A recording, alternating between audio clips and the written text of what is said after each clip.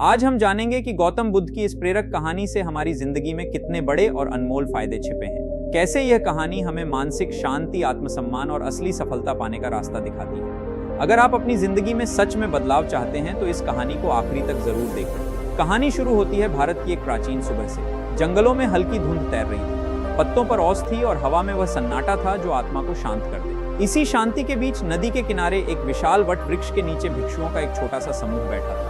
सब मौन थे सिवाय एक व्यक्ति के। वह व्यक्ति जल्दी जल्दी कदम बढ़ाता हुआ बुद्ध के पास आया। उसकी आंखों में बेचैनी थी, उसके चेहरे पर अधीरता।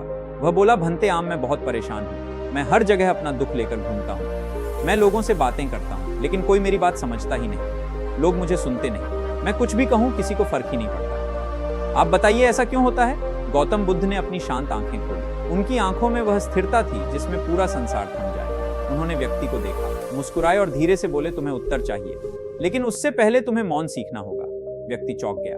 उसने कहा, मौन? लेकिन मैं तो इसलिए आया हूं कि मेरी बातें कोई सुनता नहीं और आप कहते हो कि चुप रहूं। बुद्ध बोले, हाँ, क्योंकि जो व्यक्ति हर समय बोलता है वह अपनी ही आवाज में खो जाता है। जब शब्द अधिक हो जाते हैं तो अर्थ खो जाता है और जब अर्थ खो जाता है तो लोग सुनना बंद कर देते हैं। वह बोला, लेकिन मुझे तो अपने दिल का बोझ हल्का करना होता है, इसीलिए बोलता हूँ। बुद्ध मुस्कुराए, बोझ शब्दों से हल्का नहीं होता, बोझ समझ से हल्का होता है और समझ मौन से जन्म लेती है।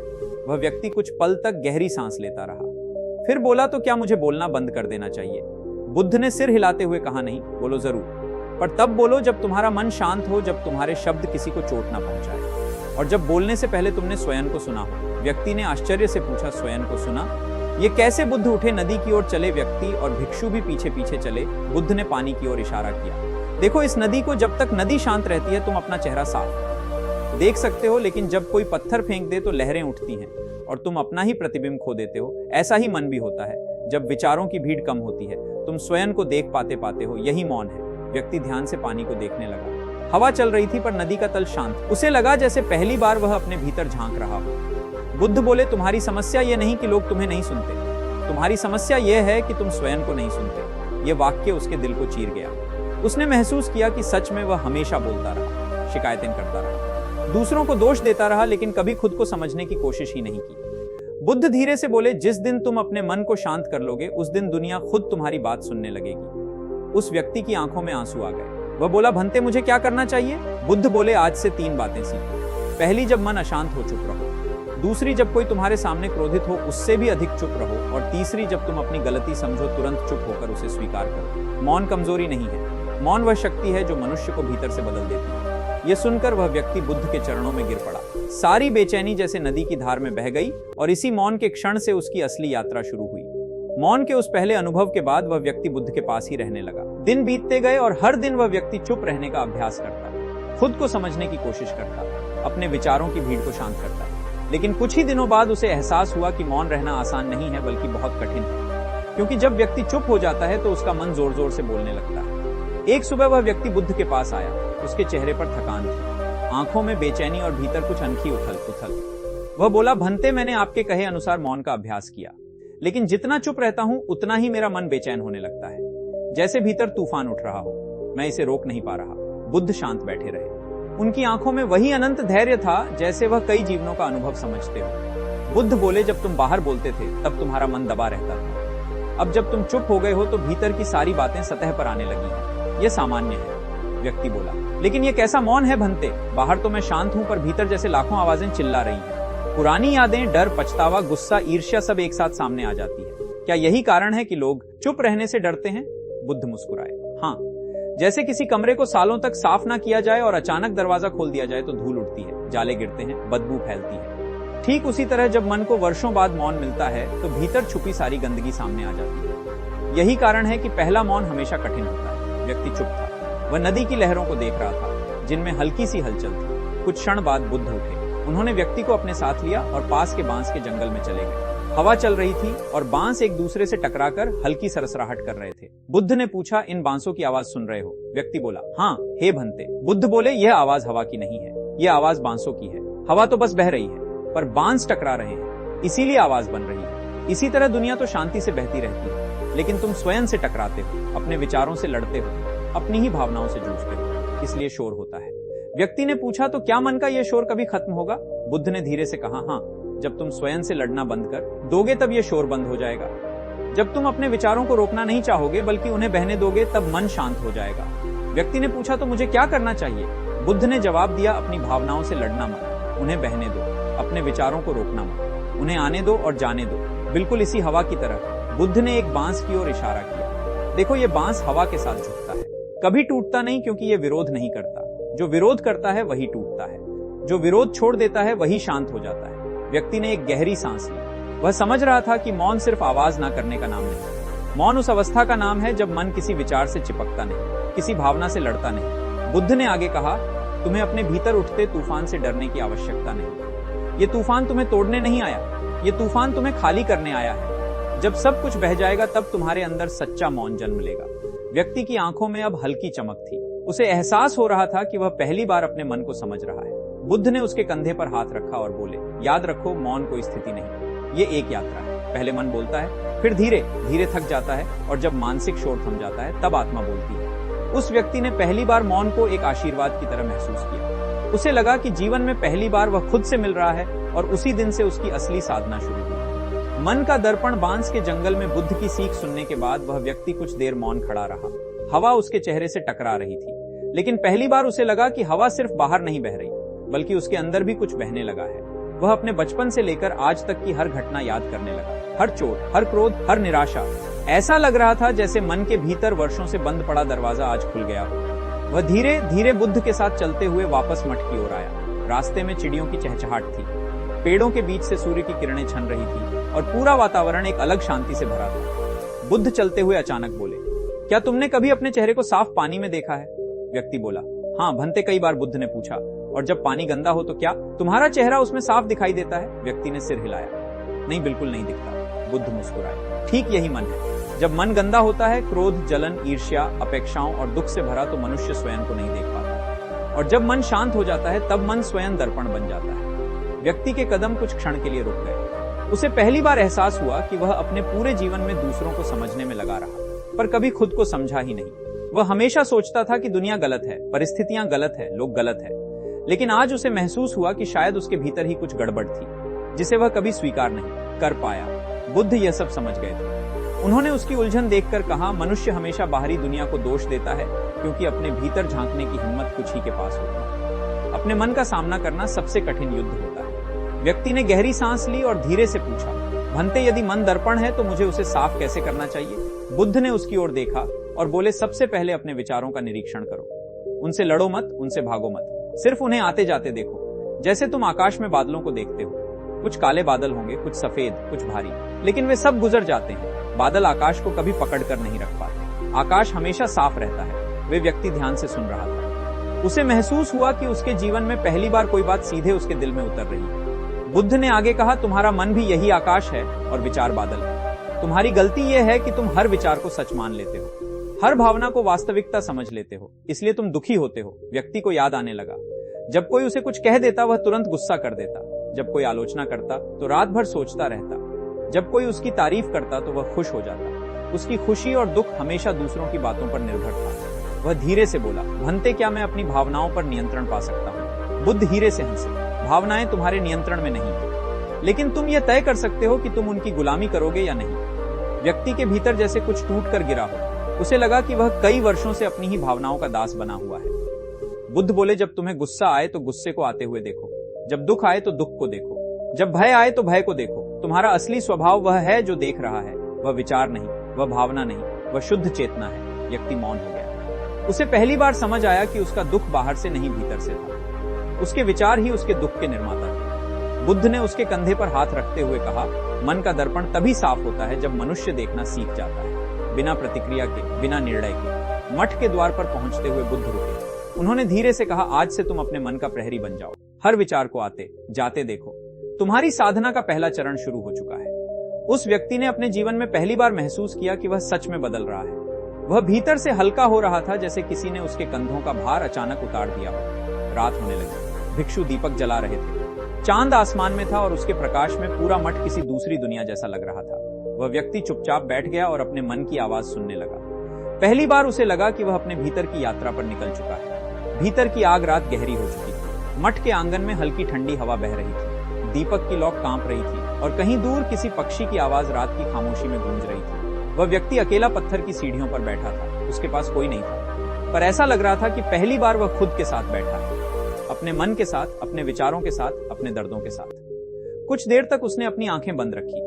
उसके भीतर सब कुछ घूम रहा था, अतीत की घटनाएं, गलतियां, अपमान की यादें, रिश्तों की कड़वाहट, दूसरों के शब्द, खुद पर गुस्सा, खोए हुए मौके। जैसे सारी दुनिया एक तूफान की तरह उसके भीतर उठ खड़ी हुई हो। लेकिन इस बार यह तूफान उसे परेशान नहीं कर रहा था, बल्कि वह इसे देख रहा था। धीरे धीरे वह तूफान शांत होने लगा। उसे लगने लगा कि वर्षों से जो आग उसके भीतर थी वह बुझने लगी। लेकिन तभी अचानक उसके मन में एक गहरी टीस उठी, एक ऐसी टीस जो वह वर्षों से दबाए हुए था, एक ऐसी घटना जिसे वह भूलने की कोशिश करता रहा, लेकिन वह आज भी उसके दिल में ज्वाला की तरह जल रही थी। उसकी आंखों में नमी उतर आई। वह धीरे से बोला, भंते, ये जो भीतर दर्द है ये क्यों नहीं जाता? बुद्ध उसी समय उसके पीछे आकर शांत बैठ गए।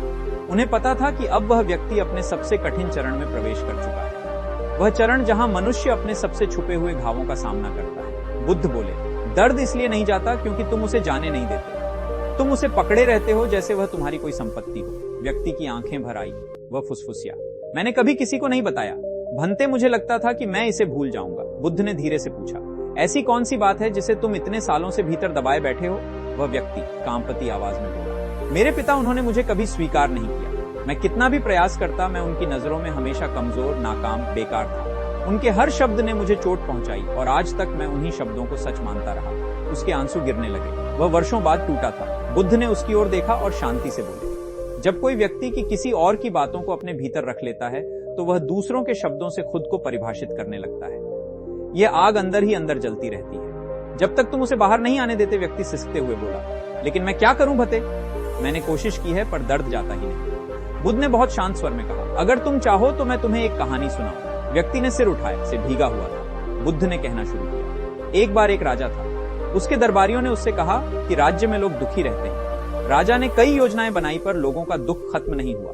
एक दिन एक वृद्ध साधु ने राजा से कहा, राजा, तुम पूरे राज्य को खुश नहीं कर सकते जब तक तुम अपने अंदर के दुख को नहीं समझोगे। राजा गुस्से में बोला, मैं दुखी नहीं हूं। साधु ने मुस्कुराते हुए कहा, जो आदमी दुखी नहीं होता उसे यह साबित करने की जरूरत नहीं होती। राजा उस बात से बेचैन हो गया। वह अपने भीतर झांकने लगा और उसे एहसास हुआ कि उसका दुख दूसरों की वजह से नहीं बल्कि उसकी अपनी अपेक्षाओं और अहंकार से पैदा हुआ है। जब उसने अपने भीतर की आग पर ध्यान दिया तो मुझे क्या करना चाहिए?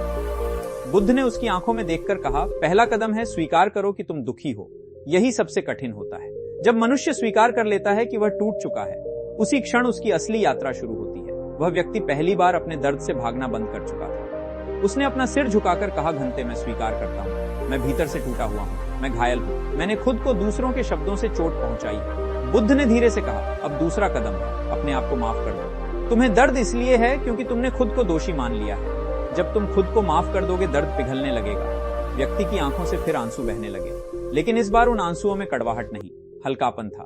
कुछ देर तक बुद्ध और वह व्यक्ति मौन बैठे रहे और उस मौन में एक अदृश्य उपचार चल रहा था। दर्द धीरे धीरे रिस रहा था, मन खाली हो रहा था और भीतर की आग बुझने लगी थी। रात गहरी थी लेकिन उसकी आत्मा एक नए सवेरा की ओर बढ़ रही थी। रात का अंधेरा गहराता जा रहा था लेकिन आनंद को नींद नहीं आ रही थी। बुद्ध के शब्दों ने उसके भीतर एक हलचल पैदा कर दी थी। दुख से भागो मत, उसे समझो। जो समझ में आ जाए वह दुख कभी वापस नहीं आता। आनंद बार बार इन शब्दों को मन में दोहरा रहा था।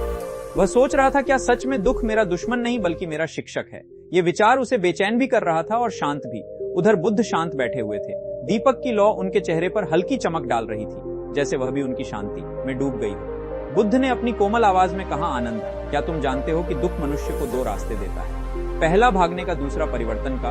और जो भाग जाता है वह वही लौटकर दुख से मिलता है जहां से शुरू हुआ था। लेकिन जो सामना करता है वह एक नए जीवन के द्वार पर पहुंच जाता है। आनंद ने धीरे से पूछा, भते, लेकिन दुख का सामना कैसे करें? जब दर्द बहुत हो, जब मन रोना चाहता हो, तब क्या करें? बुद्ध मुस्कुराए, जैसे यह सवाल पहले ही उनके भीतर गूंज रहा हो। उन्होंने कहा, आनंद, जब मन रोना चाहता है रोने दो। जब दर्द होता है उसे स्वीकार करने दो, क्योंकि जिस चीज को तुम स्वीकार कर लेते हो वह तुम्हें चोट पहुंचाना बंद कर देती है। दर्द का सबसे बड़ा बल यही है कि तुम उसे नकारते हो। स्वीकार कर लोगे तो वह तुम्हारा शिक्षक बन जाएगा। कुछ देर दोनों मौन रहे। फिर बुद्ध ने एक कहानी सुनाई। एक बार एक युवक आया। बुद्ध ने कहना शुरू किया। वह युवक बहुत परेशान था। कहने लगा, भंते, मेरा मन हर वक्त दुख में डूबा रहता है, मैं इसे रोक नहीं पा रहा। मैंने पूजा भी की, दौड़ता रहा, घूमता रहा, लोगों से बातें की, लेकिन दुख से छुटकारा नहीं मिला। मैंने उससे पूछा, तुम भाग कहाँ रहे हो? वह बोला, अपने दुख से। मैंने कहा, और दुख तुम्हारे साथ दौड़ रहा है? वह चौंक गया। कैसे? मैंने कहा, क्योंकि तुम उसे अपने मन में लेकर भाग रहे हो। जिस चीज को तुम अपने साथ लेकर चलते हो उससे कैसे बच सकते हो? वह युवक कुछ देर मुझे देखता रहा, फिर धीरे धीरे बैठ गया। पहली बार उसने रोकर अपना सारा दुख बाहर निकाला, और जानते हो आनंद, उसी दिन से वह हल्का हो गया, क्योंकि उसने पहली बार अपने दुख का सामना किया था। आनंद गहराई से सुन रहा था। बुद्ध ने आगे कहा, आनंद दुख का अंत समझ में है। जो दुख को समझ लेता है वह मुक्त हो जाता है। आनंद के मन में जैसे एक नया प्रकाश जाग गया हो। उसे महसूस हुआ कि वह अब दुख को दुश्मन नहीं समझेगा, वह उसे समझेगा, उससे सीखेगा। उसी क्षण वायु भी हल्की हो गई, जैसे प्रकृति भी बुद्ध के शब्दों को सुनकर शांत हो गई हो। बुद्ध ने अंतिम पंक्ति कही, संसार में सबसे मजबूत वही है जो अपने दुख को पहचान लेता है, और सबसे कमजोर वही है जो उससे भागता रहता है। आनंद बुद्ध के शब्दों को मन ही मन दोहरा रहा था। रात धीरे धीरे समाप्त हो रही थी। आकाश में हल्की रोशनी उभरने लगी थी, लेकिन आनंद को महसूस हो रहा था कि उसके अंदर जो अंधेरा था वह भी अब मिटने लगा है। बुद्ध ने उसे देखा और कहा, आनंद, जब मन में समझ का दीपक जल जाता है ना, तो बाहर का सूर्योदय बाद में होता है, पहले भीतर होता है। आनंद मुस्कुरा दिया। वह पहली बार अपने दुख को किसी बोझ की तरह नहीं बल्कि एक रास्ते की तरह देखने लगा था। उसी समय एक वृद्ध व्यक्ति बुद्ध के पास आया।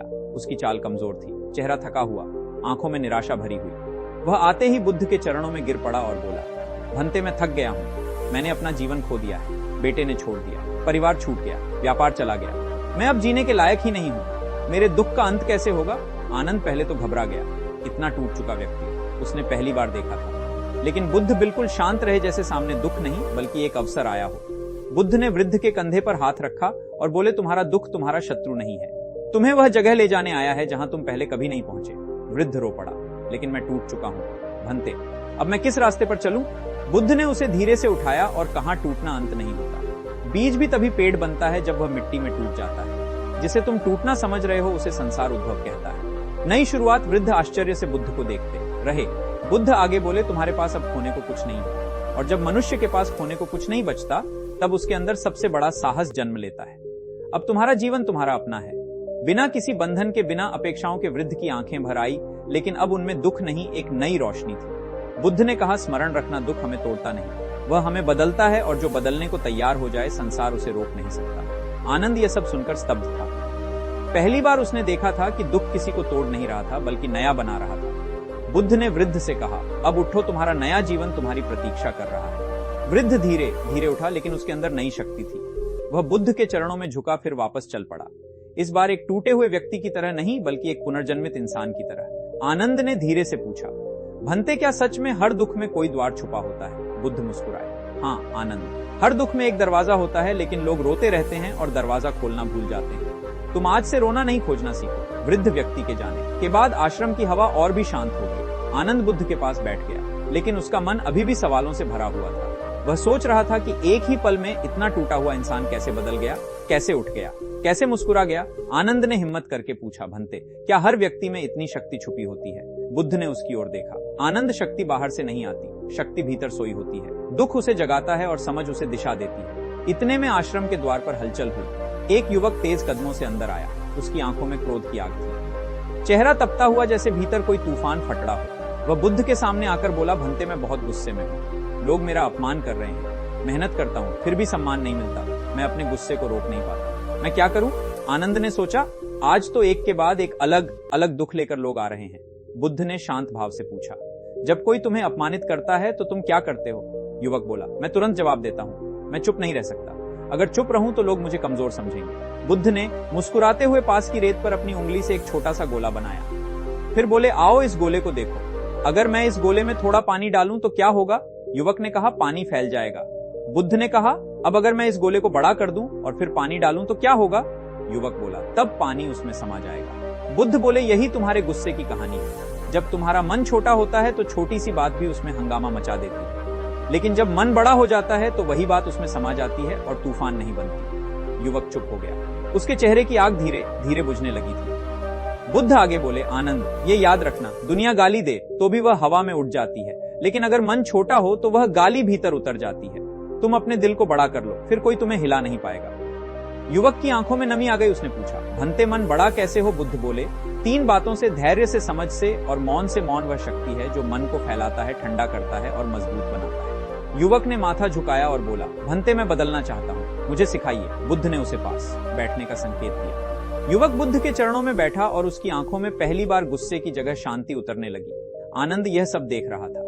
उसे महसूस हुआ कि आज का दिन दुख, क्रोध और समझ तीनों का पाठ बनकर सामने आया है। बुद्ध ने धीरे से कहा, आनंद आज तुमने देखा कि जो घायल है उसके लिए सहारा बनो और जो क्रोधित है उसके लिए दर्पण बनो। दर्पण गुस्सा नहीं करता, बस दिखा देता है कि सामने वाला कैसा दिख रहा है। आनंद के मन में आज और भी गहरी रोशनी भर गई। युवक बुद्ध के चरणों में बैठा था। गुस्से की आग बुझ चुकी थी। अब उसके चेहरे पर एक शांत लेकिन थका हुआ सन्नाटा था, जैसे वह वर्षों की लड़ाई लड़कर अभी हथियार डालकर बैठा हो। आनंद बुद्ध के पास खड़ा था और आज उसे लग रहा था कि हर इंसान दिखाई देने वाला बोझ लेकर चलता है, जिसे हटाने के लिए बस एक समझदार शब्द और एक शांत मन की जरूरत होती है। उसी समय एक मध्यम आयु की महिला आश्रम के द्वार पर आई। उसके चेहरे पर गहरी उदासी थी, आंखें लाल थी और उसका शरीर ऐसे कांप रहा था जैसे चलते चलते उसका साहस कहीं पीछे छूट गया हो। वह बुद्ध के पास आई और रोते हुए बोली, भंते मैं अपने दुख से मर नहीं रही, लेकिन जी भी नहीं पा रही हूँ। मेरा बच्चा बीमार है, घर की हालत खराब है, मेरे पति निराश हो चुके हैं। मुझे समझ नहीं आता कि मैं इस जीवन की भारी जिम्मेदारियों को कैसे उठाऊं। आनंद ने उसे देखकर मन ही मन सोचा, आज दुख के अलग अलग रूप जैसे बुद्ध की तरफ खींचे चले आ रहे हैं। बुद्ध ने महिला की आंसू से भीगी आंखों में देखा और बोले, तुम्हारा दुख तुम्हें थका रहा है, लेकिन क्या तुमने उससे कुछ सीखा भी है? महिला हैरानी से बोली, दुख से सीख भंते, दुख तो बस दर्द देता है। बुद्ध ने एक धीमी मुस्कान के साथ कहा, नहीं, दुख वही सिखाता है जिसे सुख कभी नहीं सिखा सकता। सुख हमें सुला देता है और दुख हमें जगा देता है। तुम्हारा दुख तुम्हें बता रहा है कि जिम्मेदारियां भारी नहीं है, तुम खुद को कमजोर समझ रही हो। महिला ने आंसू पोंछे, लेकिन उसकी आवाज टूट रही थी। भंते मैं मजबूत कैसे बनूं? मेरे पास ना समय है, ना शांति, ना अवसर। बुद्ध उठे और उसे पास के पेड़ के नीचे ले गए। पेड़ पुराना था, लेकिन उसकी जड़ें धरती में गहराई तक फैली थी। बुद्ध ने कहा, इस पेड़ को देखो, ये तेज धूप सहता है, आंधियां झेलता है, तूफानों से कांपता है, फिर भी गिरता नहीं। क्यों? महिला ने धीरे से कहा, क्योंकि इसकी जड़ें मजबूत हैं। बुद्ध बोले, तुम्हें भी अपनी जड़ मजबूत करनी होगी, और मनुष्य की जड़ क्या है? साहस, धैर्य और समझ। फिर बुद्ध ने जमीन पर पड़ा एक छोटा सा बीज उठाया और कहा, एक बीज छोटे सा होता है, कमजोर सा होता है, लेकिन जब उसमें जीवन की समझ आ जाती है तो वह धरती भी फोड़ देता है। तुम्हारा दुख तुम्हें बीज बना रहा है, अब तुम्हें अपने भीतर से पेड़ बनना है। महिला की सांस भारी थी, लेकिन अब उसमें एक नई मजबूती थी। उसने कहा, भंते मैं कोशिश करूंगी, लेकिन अगर मैं गिर गई तो बुद्ध बोले, गिरना कमजोरी नहीं है, गिरकर उठ जाना ताकत है, और तुम उठ जाओगी क्योंकि तुमने हार मानना छोड़ दिया है। महिला ने बुद्ध के चरणों में सिर झुकाया। उसके अंदर का डर धीरे धीरे पिघल रहा था।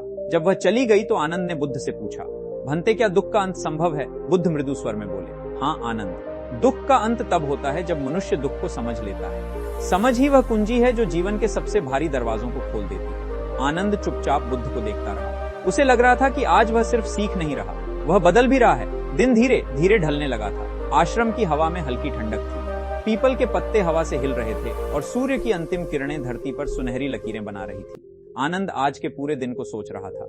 एक टूटे हुए वृद्ध का दुख, एक क्रोधित युवक की आग, एक निराश मां का बोझ, और बुद्ध ने हर एक को एक नए जीवन की दिशा दे दी थी। आनंद मन ही मन सोच रहा था, कैसे संभव है कि एक ही व्यक्ति सभी के दुखों को इतनी आसानी से समझ लेता है। उसी समय आश्रम के द्वार पर एक और व्यक्ति धीरे धीरे चलता हुआ आया। वह न वृद्ध था, न जवान, न दुखी दिख रहा था, लेकिन उसकी आंखों में एक गहरी उलझन थी।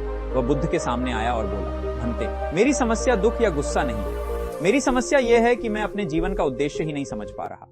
आनंद ने यह सुनकर ध्यान से उसकी ओर देखा। यह प्रश्न अलग था, यह मन का नहीं आत्मा का प्रश्न था। बुद्ध ने शांत स्वर में पूछा, तुम क्या खोज रहे हो? व्यक्ति बोला, समझ नहीं आता, मैं जीवन में कुछ बड़ा करना चाहता हूं, लेकिन क्या यह पता नहीं कि कभी लगता है संपत्ति चाहिए, कभी लगता है सम्मान, कभी लगता है शांति। मुझे समझ ही नहीं आता कि सही उद्देश्य क्या है। बुद्ध ने पास रखी एक दीपक की लौ को देखा, फिर बोले, जब मनुष्य के भीतर लौ छोटी होती है तो वह इधर उधर भटकता है, किसी काम में मन नहीं लगता, कोई मार्ग स्थिर नहीं होता। लेकिन जब उसी मन में समझ की लौ जल जाती है तो जीवन का उद्देश्य अपने आप सामने आ जाता है। व्यक्ति उलझन में बोला, तो फिर मेरा उद्देश्य क्या है भंते? बुद्ध ने उसकी ओर देखते हुए कहा, जीवन का उद्देश्य बाहर नहीं मिलता। तुम जहां खड़े हो, जिस परिस्थिति में हो, जो कर्म तुम्हारे सामने है, वही तुम्हारा उद्देश्य है। मनुष्य का उद्देश्य किसी पर्वत पर लिखा नहीं होता, बल्कि उसके आज के कर्म में छिपा होता है। व्यक्ति ने कहा, लेकिन मैं कैसे जानूं कि मैं सही राह पर हूं? बुद्ध ने उसे पास के जल में झांकने को कहा। पानी शांत था, उसमें उसका चेहरा साफ दिखाई दे रहा था। बुद्ध बोले, जब मन सही राह पर चलता है तो मन में शांति होती है, जैसे ये पानी, और जब मन गलत राह पर चलता है तो मन में हलचल होती है, जैसे तूफान में यही पानी। व्यक्ति धीरे धीरे समझने लगा। बुद्ध आगे बोले, सुनो, जीवन का सबसे बड़ा उद्देश्य यह नहीं कि दुनिया तुम्हें पहचान ले, बल्कि यह है कि तुम खुद को पहचान लो। दुनिया तुम्हें तालियां दे या ना दे, यह तुम्हारा उद्देश्य नहीं, तुम्हारी आत्मा तुम्हें स्वीकार कर ले, यही बड़ी जीत है। व्यक्ति की आंखों में चमक भर गई। उसके अंदर एक गहरी सांस उठी, जैसे वह वर्षों से दबी हुई हवा आज पहली बार बाहर आई हो। वह बुद्ध के चरणों में बैठ गया और बोला, भंते, मैंने पूरा जीवन बाहरी रास्ते खोजे, लेकिन आज समझ आया कि रास्ता मुझे भीतर ही बनाना है। बुद्ध ने उसके सिर पर हाथ रखा और कहा, जिस दिन तुम समझ जाओगे कि जीवन का उद्देश्य बाहर नहीं भीतर खोजने में है, उस दिन से जीवन तुम्हारे लिए एक उत्सव बन जाएगा। आनंद यह सब सुनकर मंत्रमुग्ध हो गया। यह आज का तीसरा बड़ा पाठ था, दुख, क्रोध और अब उद्देश्य। आनंद ने मन ही मन कहा, आज का दिन ही मानो एक पूरा जीवन था। वृद्ध व्यक्ति के जाने के बाद आश्रम की हवा और भी शांत हो गई। आनंद बुद्ध के पास बैठ गया, लेकिन उसका मन अभी भी सवालों से भरा हुआ था। वह सोच रहा था कि एक ही पल में इतना टूटा हुआ इंसान कैसे बदल गया, कैसे ऐसे मुस्कुरा गया। आनंद ने हिम्मत करके पूछा, भंते, क्या हर व्यक्ति में इतनी शक्ति छुपी होती है? बुद्ध ने उसकी ओर देखा। आनंद, शक्ति बाहर से नहीं आती, शक्ति भीतर सोई होती है। दुख उसे जगाता है और समझ उसे दिशा देती है। इतने में आश्रम के द्वार पर हलचल हुई। एक युवक तेज कदमों से अंदर आया। उसकी आंखों में क्रोध की आग थी, चेहरा तपता हुआ जैसे भीतर कोई तूफान फट पड़ा हो। वह बुद्ध के सामने आकर बोला, भंते, मैं बहुत गुस्से में हूँ। लोग मेरा अपमान कर रहे हैं, मेहनत करता हूँ फिर भी सम्मान नहीं मिलता। मैं अपने गुस्से को रोक नहीं पाता, मैं क्या करूं? आनंद ने सोचा। आज तो एक के बाद एक अलग दुख लेकर लोग आ रहे हैं। बुद्ध ने शांत भाव से पूछा, जब कोई तुम्हें अपमानित करता है तो तुम क्या करते हो? युवक बोला, मैं तुरंत जवाब देता हूं, मैं चुप नहीं रह सकता। अगर चुप रहूं तो लोग मुझे कमजोर समझेंगे। बुद्ध ने मुस्कुराते हुए पास की रेत पर अपनी उंगली से एक छोटा सा गोला बनाया। फिर बोले, आओ इस गोले को देखो। अगर मैं इस गोले में थोड़ा पानी डालूं तो क्या होगा? युवक ने कहा, पानी फैल जाएगा। बुद्ध ने कहा, अब अगर मैं इस गोले को बड़ा कर दूं और फिर पानी डालूं तो क्या होगा? युवक बोला, तब पानी उसमें समा जाएगा। बुद्ध बोले, यही तुम्हारे गुस्से की कहानी है। जब तुम्हारा मन छोटा होता है तो छोटी सी बात भी उसमें हंगामा मचा देती है, लेकिन जब मन बड़ा हो जाता है तो वही बात उसमें समा जाती है और तूफान नहीं बनती। युवक चुप हो गया। उसके चेहरे की आग धीरे धीरे बुझने लगी थी। बुद्ध आगे बोले, आनंद, यह याद रखना, दुनिया गाली दे तो भी वह हवा में उड़ जाती है, लेकिन अगर मन छोटा हो तो वह गाली भीतर उतर जाती है। तुम अपने दिल को बड़ा कर लो, फिर कोई तुम्हें हिला नहीं पाएगा। युवक की आंखों में नमी आ गई। उसने पूछा, भंते, मन बड़ा कैसे हो? बुद्ध बोले, 3 बातों से, धैर्य से, समझ से और मौन से। मौन वह शक्ति है जो मन को फैलाता है, ठंडा करता है और मजबूत बनाता है। युवक ने माथा झुकाया और बोला, भंते, मैं बदलना चाहता हूं, मुझे सिखाइए। बुद्ध ने उसे पास बैठने का संकेत दिया। युवक बुद्ध के चरणों में बैठा और उसकी आंखों में पहली बार गुस्से की जगह शांति उतरने लगी। आनंद यह सब देख रहा था। उसे महसूस हुआ कि आज का दिन दुख, क्रोध और समझ तीनों का पाठ बनकर सामने आया है। बुद्ध ने धीरे से कहा, आनंद, आज तुमने देखा कि जो घायल है उसके लिए सहारा बनो और जो क्रोधित है उसके लिए दर्पण बनो। दर्पण गुस्सा नहीं करता, बस दिखा देता है कि सामने वाला कैसा दिख रहा है। आनंद के मन में आज और भी गहरी रोशनी भर गई। युवक बुद्ध के चरणों में बैठा था। गुस्से की आग बुझ चुकी थी। अब उसके चेहरे पर एक शांत लेकिन थका हुआ सन्नाटा था, जैसे वह वर्षों की लड़ाई लड़कर अभी हथियार डालकर बैठा हो। आनंद बुद्ध के पास खड़ा था और आज उसे लग रहा था कि हर इंसान अपने भीतर एक ना दिखाई देने वाला बोझ लेकर चलता है, जिसे हटाने के लिए बस एक समझदार शब्द और एक शांत मन की जरूरत होती है। उसी समय एक मध्यम आयु की महिला आश्रम के द्वार पर आई।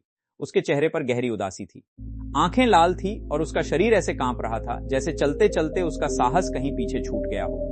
वह बुद्ध के पास आई और रोते हुए बोली, भंते, मैं अपने दुख से मर नहीं रही, लेकिन जी भी नहीं पा रही हूँ। मेरा बच्चा बीमार है, घर की हालत खराब है, मेरे पति निराश हो चुके हैं। मुझे समझ नहीं आता कि मैं इस जीवन की भारी जिम्मेदारियों को कैसे उठाऊं। आनंद ने उसे देखकर मन ही मन सोचा, आज दुख के अलग अलग रूप जैसे बुद्ध की तरफ खींचे चले आ रहे हैं। बुद्ध ने महिला की आंसू से भीगी आंखों में देखा और बोले, तुम्हारा दुख तुम्हें थका रहा है, लेकिन क्या तुमने उससे कुछ सीखा भी है? महिला हैरानी से बोली, दुख से सीख भते, दुख तो बस दर्द देता है। बुद्ध ने एक धीमी मुस्कान के साथ कहा, नहीं, दुख वही सिखाता है जिसे सुख कभी नहीं सिखा सकता। सुख हमें सुला देता है और दुख हमें जगा देता है। तुम्हारा दुख तुम्हें बता रहा है कि जिम्मेदारियां भारी नहीं है, तुम खुद को कमजोर समझ रही हो। महिला ने आंसू पछे, लेकिन उसकी आवाज टूट रही थी। भंते, मैं मजबूत कैसे बनूं? मेरे पास ना समय है, ना शांति, ना अवसर। बुद्ध उठे और उसे पास के पेड़ के नीचे ले गए। पेड़ पुराना था, लेकिन उसकी जड़ें धरती में गहराई तक फैली थी। बुद्ध ने कहा, इस पेड़ को देखो, ये तेज धूप सहता है, आंधियां झेलता है, तूफानों से कांपता है, फिर भी गिरता नहीं। क्यों? महिला ने धीरे से कहा, क्योंकि इसकी जड़ें मजबूत है। बुद्ध बोले, तुम्हें भी अपनी जड़ मजबूत करनी होगी। और मनुष्य की जड़ क्या है? साहस, धैर्य और समझ। फिर बुद्ध ने जमीन पर पड़ा एक छोटा सा बीज उठाया और कहा, एक बीज छोटे से होता है, लेकिन जब उसमें जीवन की समझ आ जाती है तो वह धरती भी फोड़ देता है। तुम्हारा दुख तुम्हें बीज बना रहा है। अब तुम्हें अपने भीतर से पेड़ बनना है। महिला की सांस भारी थी, लेकिन अब उसमें एक नई मजबूती थी। उसने कहा, भंते मैं कोशिश करूंगी, लेकिन अगर मैं गिर गई तो बुद्ध बोले, गिरना कमजोरी नहीं है, गिरकर उठ जाना ताकत है, और तुम उठ जाओगी क्योंकि तुमने हार मानना छोड़ दिया है। महिला ने बुद्ध के चरणों में सिर झुकाया। उसके अंदर का डर धीरे धीरे पिघल रहा था। जब वह चली गई तो आनंद ने बुद्ध से पूछा, भंते क्या दुख का अंत संभव है? बुद्ध मृदु स्वर में बोले, हाँ आनंद, दुख का अंत तब होता है जब मनुष्य दुख को समझ लेता है। समझ ही वह कुंजी है जो जीवन के सबसे भारी दरवाजों को खोल देती है। आनंद चुपचाप बुद्ध को देखता रहा। उसे लग रहा था कि आज वह सिर्फ सीख नहीं रहा, वह बदल भी रहा है। दिन धीरे धीरे ढलने लगा था। आश्रम की हवा में हल्की ठंडक थी। पीपल के पत्ते हवा से हिल रहे थे और सूर्य की अंतिम किरणें धरती पर सुनहरी लकीरें बना रही थी। आनंद आज के पूरे दिन को सोच रहा था। एक टूटे हुए वृद्ध का दुख, एक क्रोधित युवक की आग, एक निराश मां का बोझ, और बुद्ध ने हर एक को एक नए जीवन की दिशा दे दी थी। आनंद मन ही मन सोच रहा था, कैसे संभव है कि एक ही व्यक्ति सभी के दुखों को इतनी आसानी से समझ लेता है। उसी समय आश्रम के द्वार पर एक और व्यक्ति धीरे धीरे चलता हुआ आया।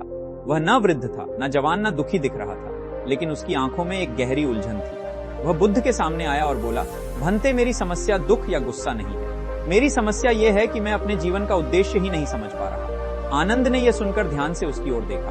यह प्रश्न अलग था, यह मन का नहीं आत्मा का प्रश्न था। बुद्ध ने शांत स्वर में पूछा, तुम क्या खोज रहे हो? व्यक्ति बोला, समझ नहीं आता, मैं जीवन में कुछ बड़ा करना चाहता हूँ, लेकिन क्या यह पता नहीं कि कभी लगता है संपत्ति चाहिए, कभी लगता है सम्मान, कभी लगता है शांति। मुझे समझ ही नहीं आता कि सही उद्देश्य क्या है। बुद्ध ने पास रखी एक दीपक की लौ को देखा, फिर बोले, जब मनुष्य के भीतर लौ छोटी होती है तो वह इधर उधर भटकता है, किसी काम में मन नहीं लगता, कोई मार्ग स्थिर नहीं होता। लेकिन जब उसी मन में समझ की लौ जल जाती है तो जीवन का उद्देश्य अपने आप सामने आ जाता है। व्यक्ति उलझन में बोला, तो फिर मेरा उद्देश्य क्या है भंते? बुद्ध ने उसकी ओर देखते हुए कहा, जीवन का उद्देश्य बाहर नहीं मिलता। तुम जहां खड़े हो, जिस परिस्थिति में हो, जो कर्म तुम्हारे सामने है, वही तुम्हारा उद्देश्य है। मनुष्य का उद्देश्य किसी पर्वत पर लिखा नहीं होता, बल्कि उसके आज के कर्म में छिपा होता है। व्यक्ति ने कहा, लेकिन मैं कैसे जानूं कि मैं सही राह पर हूं? बुद्ध ने उसे पास के जल में झांकने को कहा। पानी शांत था, उसमें उसका चेहरा साफ दिखाई दे रहा था। बुद्ध बोले, जब मन सही राह पर चलता है तो मन में शांति होती है, जैसे ये पानी, और जब मन गलत राह पर चलता है तो मन में हलचल होती है, जैसे तूफान में यही पानी। व्यक्ति धीरे धीरे समझने लगा। बुद्ध आगे बोले, सुनो, जीवन का सबसे बड़ा उद्देश्य यह नहीं कि दुनिया तुम्हें पहचान ले, बल्कि यह है कि तुम खुद को पहचान लो। दुनिया तुम्हें तालियां दे या ना दे, यह तुम्हारा उद्देश्य नहीं, तुम्हारी आत्मा तुम्हें स्वीकार कर ले, यही बड़ी जीत है। व्यक्ति की आंखों में चमक भर गई। उसके अंदर एक गहरी सांस उठी, जैसे वह वर्षों से दबी हुई हवा आज पहली बार बाहर आई हो। वह बुद्ध के चरणों में बैठ गया और बोला, भंते मैंने पूरा जीवन बाहरी रास्ते खोजे, लेकिन आज समझ आया कि रास्ता मुझे भीतर ही बनाना है। बुद्ध ने उसके सिर पर हाथ रखा और कहा, जिस दिन तुम समझ जाओगे कि जीवन का उद्देश्य बाहर नहीं भीतर खोजने में है, उस दिन से जीवन तुम्हारे लिए एक उत्सव बन जाएगा। आनंद यह सब सुनकर मंत्रमुग्ध हो गया। यह आज का तीसरा बड़ा पाठ था, दुख, क्रोध और अब उद्देश्य।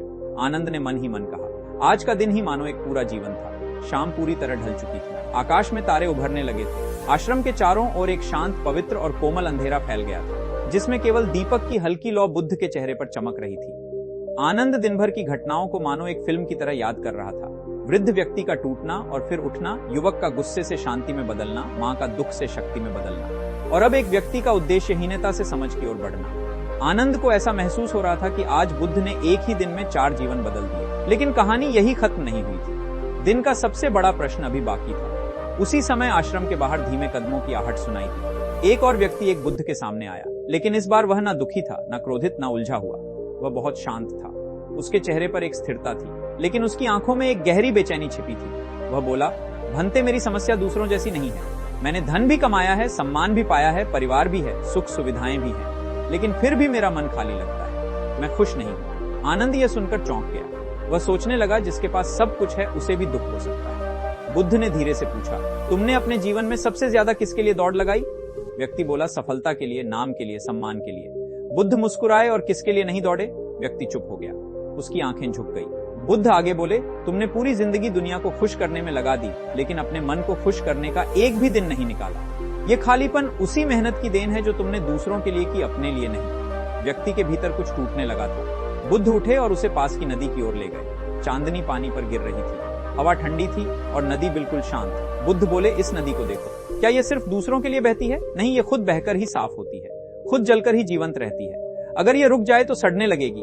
व्यक्ति ने पूछा, तो इसका अर्थ यह है कि मुझे अपने लिए जीना चाहिए। बुद्ध ने कहा, हाँ, क्योंकि जो अपने लिए नहीं जीता वह किसी और को भी सच्चा सुख नहीं दे सकता। व्यक्ति की आंखों में आंसू आ गए। भते, मैंने 40 साल से एक ही गलती दोहराई है, अपने मन की बात कभी नहीं सुनी। मैं क्या करूं? बुद्ध ने उसके कंधे पर हाथ रखा। अपने मन को सुनना शुरू करो, जीवन को धीमा करो, रुककर सोचो तुम्हारा दिल कहां जाना चाहता है। फिर बुद्ध ने एक वाक्य कहा जो अगले ही पल उस व्यक्ति के जीवन को बदल गया।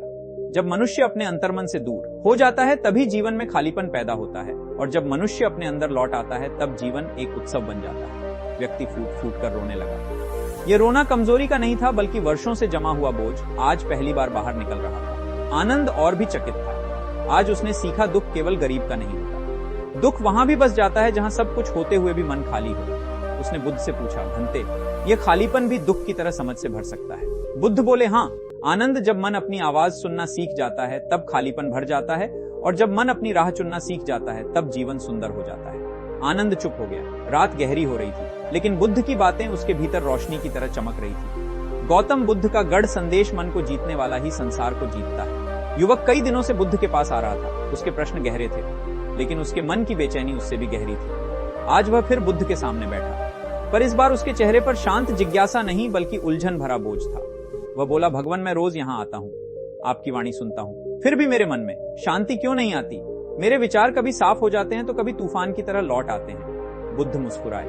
उन्होंने पूछा, क्या तुम उस नाविक को जानते हो जिसे नदी के बीच में घूमते चक्कर आती है? युवक बोला, हाँ, अगर वह नाव को स्थिर ना रखे तो चक्कर आना स्वाभाविक है। बुद्ध बोले, मन भी उसी नाव की तरह है। अगर तुम उसे स्थिर नहीं रखना सीखोगे तो विचारों का तूफान बार बार उठेगा ही। युवक ध्यान से सुन रहा था, इसीलिए बुद्ध आगे बोले, मन को जितना दुनिया को जीतने से बड़ा है। बुद्ध ने कहा, दुनिया तुम्हारे मन के बाहर नहीं है। यदि तुम्हारा मन हार गया तो तुम सारी दुनिया जीत कर भी हार जाओगे, लेकिन यदि तुमने मन को जीत लिया तो दुनिया तुम्हें चाहे जो दे तुम नहीं हिलोगे। युवक ने पूछा, मन को कैसे जीता जाए प्रभु? बुद्ध ने 4 सरल पर गहरे उपाय बताए। 1, विचारों को रोकने की कोशिश मत करो। बुद्ध बोले, विचारों का काम आना है, उनसे भागो मत, सिर्फ उन्हें आने जाने दो। 2, जहां मन भागता है उसे वहीं पकड़ो। मन को बुरे विचारों में फिसलते देखो पर उनमें डूबो मत। दर्शक बनो, मालिक बनो। 3, अपने श्वास पर ध्यान दो। श्वास मन का दरवाजा है, जब तुम श्वास पर टिकते हो मन खुद शांत हो जाता है। 4, अपने विचारों से लड़ो मत, लड़ोगे तो और बढ़ेंगे, स्वीकारोगे तो शांत हो जाएंगे। बुद्ध ने एक उदाहरण दिया। उन्होंने 1 कप पानी मंगवाया और उसमें थोड़ी मिट्टी डाल दी। पानी गंदा हो गया। बुद्ध बोले, अगर मैं इस पानी को बार बार हिलाऊं तो यह और गंदा होता जाएगा। फिर वे चुप हो गए। कुछ देर बाद मिट्टी नीचे बैठ गई और पानी ऊपर से साफ हो गया। बुद्ध ने कहा, मन भी ऐसा ही है, उसे बस कुछ देर चुप रहने दो, वह खुद साफ हो जाएगा। युवक के चेहरे पर शांति फैलने लगी। पहली बार उसे लगा कि बुद्ध की बात उसके भीतर उतर रही है। वह बोला, भगवान, अब समझ आया, मन को शांत करना ताकत से नहीं होता, समझ से होता है। बुद्ध मुस्कुराए, और याद रखो, तुम मन नहीं हो, तुम मन के स्वामी हो। जब मन पवित्र होता है तब जीवन स्वयं बदलने लगता है। युवक अगले दिन फिर बुद्ध के पास आया। अब उसके कदम पहले जैसे भारी नहीं थे, उसकी आंखों में हल्की सी चमक थी, जैसे रात भर उसे कोई नई अनुभूति मिली हो। वह बुद्ध के सामने बैठकर बोला, भगवान, कल आपकी बातों ने मेरा मन भीतर तक छू लिया, लेकिन एक सवाल अब भी रह गया है। मन को शांत तो कर लूं, पर उसके भीतर जो पुराने घाव हैं, जो दुख हैं, वो कैसे मिटे? बुद्ध ने उसे देखा और पूछा, क्या तुम कभी एक पुराने कुएं में झांक कर देखे हो? युवक ने सिर हिलाया।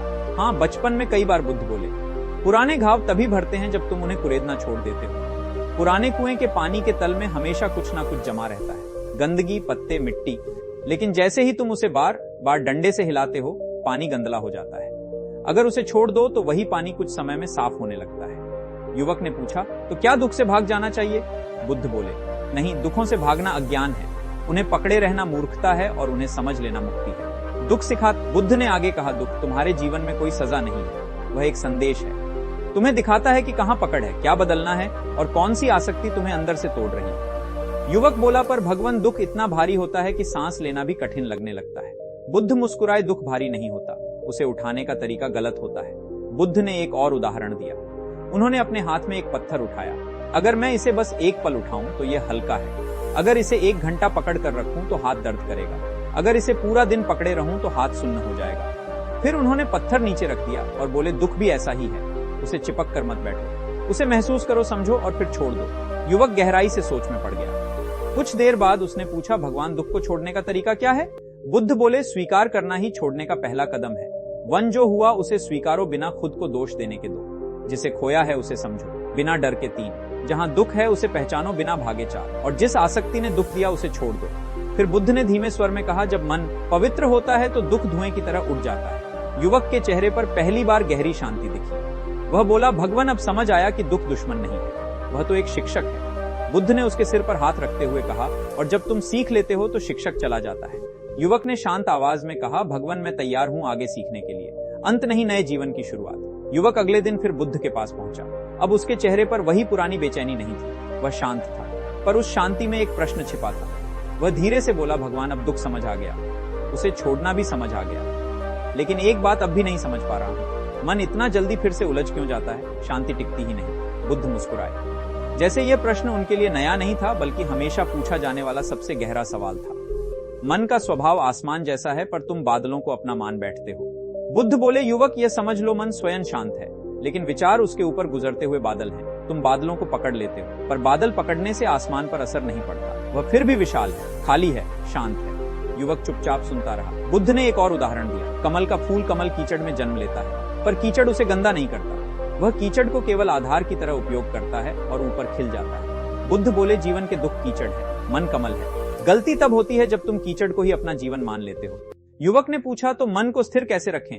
बुद्ध बोले, मन को स्थिर नहीं रखना, उसे स्वच्छ रखना है, स्थिरता अपने आप आएगी। युवक ने पूछा, स्वच्छ कैसे? बुद्ध ने 3 बातें बताई।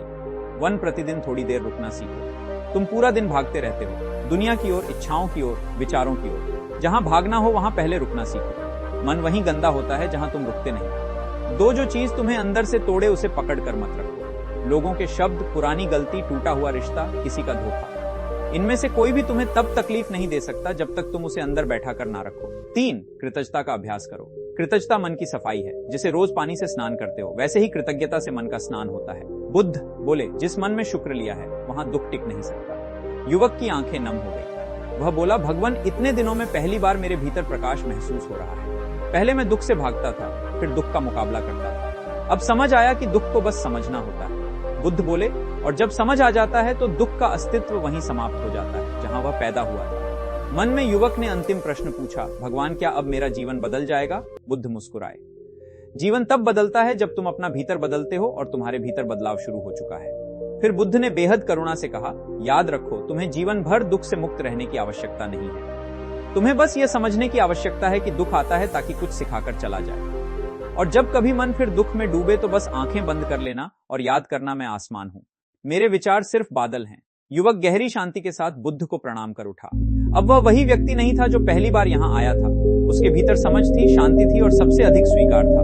बुद्ध उसे जाते हुए देखते रहे और बोले, आज कहानी का अंत नहीं, यही से उसके जीवन की शुरुआत हो गई। इस प्रेरक कहानी से हमें यही सीख मिलती है कि जीवन की कठिनाइयां और दुख हमारे लिए सिर्फ सिखाने के अवसर हैं। जब हम अपने मन की गहराई से समझते हैं कि दुख केवल एक अनुभव है, तब हम वास्तविक शांति और खुशी को पा सकते हैं। गौतम बुद्ध ने हमें यह सिखाया कि मन हमारे जीवन का सबसे बड़ा साधन है। इसे साफ, शांत और सकारात्मक रखकर हम किसी भी परिस्थिति में अपनी आत्मा और आत्मसम्मान को बचा सकते हैं। याद रखिए, असली शक्ति दूसरों को हराने में नहीं, बल्कि खुद को समझने और अपने भीतर शांति बनाए रखने में। इसलिए जैसे ही जीवन में किसी चुनौती या दुख का सामना करें,